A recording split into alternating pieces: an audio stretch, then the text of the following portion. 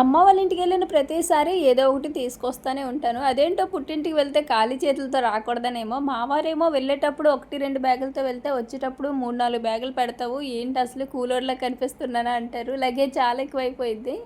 అంటే నేను ఇక్కడ దొరకని వల్ల అక్కడ అమ్మ వాళ్ళ ఇంటి దగ్గర నుంచి తీసుకొచ్చుకుంటాను.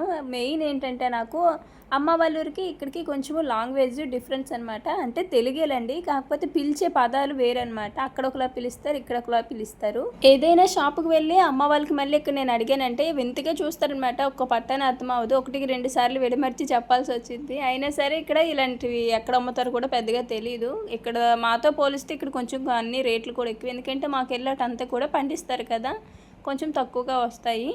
అయితే ఇక్కడ నేను ఈసారి అమ్మ వాళ్ళ ఇంటికి వెళ్ళినప్పుడు రాగులు అయితే 3 కేజీలు, రాగులు అంటే సోలు అని కూడా అంటారు, ఈ తైరి పిండి రాగి పిండి అంటారు కదండి, అలా అనమాట. 3 కేజీలు అయితే పట్టించుకున్నాను. ఇంకా సంక్రాంతికి వెళ్ళిన ప్రతిసారి చింతపండు తీసుకుంటాను.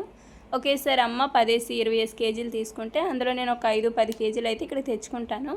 నెక్స్ట్ పసుపు కొమ్మలు కూడా అక్కడే కొని పసుపు పట్టించుకొని కూడా తెచ్చుకుంటాను. నెక్స్ట్ కందులు బాగా పండిస్తారనమాట. మామూలుగా మనం బయట కొన్న పప్పుకి అక్కడ పండించిన పప్పుకి చాలా తేడా ఉండిద్ది. సో నేను కందిపప్పు కూడా అక్కడి నుంచే తెచ్చుకుంటాను. అంటే ఇక్కడ ఏమైనా దొరకని ఉంటే అక్కడ అలా తీసుకుంటాము. అటు సైడ్ పండించుతారని చెప్పాను కదా, కొంచెం లెక్కన కూడా అమ్ముతారనమాట. సో అలా కొంచెం ఎక్కువ మొత్తంలో తీసుకుంటుంటాను. మళ్ళీ డబ్బులు మీ అమ్మే కదా ఇచ్చేది, అందుకే అక్కడ తీసుకుంటున్నామని మీరు అనుకుంటారు. డబ్బులు కూడా నేనే అమ్మకిస్తాను. సో నా డబ్బులతోటి నేనే అక్కడ కొనుక్కుంటాను. మెయిన్ వచ్చి ఇక్కడ నాకు ఇలాంటివి ఎక్కడ అమ్ముతారో తెలియదు, వీటిని ఏమైనా ఎక్కడ పిలుస్తారో తెలియదు అనమాట.